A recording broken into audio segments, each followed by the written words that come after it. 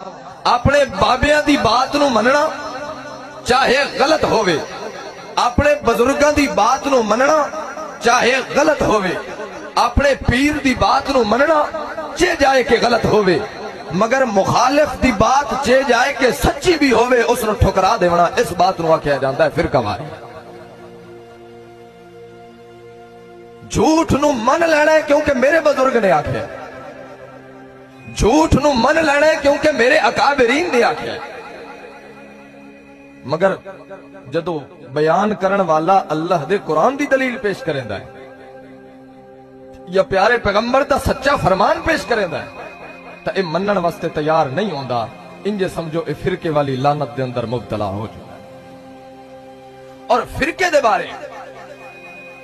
جیڑے لوگ آج فرقہ واریت دا شکار ہیں، مثلا میں نہ چاہ کے اکساں الحمدللہ مینوں پاکستان دے اندر کسے دا بھی ڈر کوئی نہیں، میں نہ چاہ کے اکساں اور میں چاہتا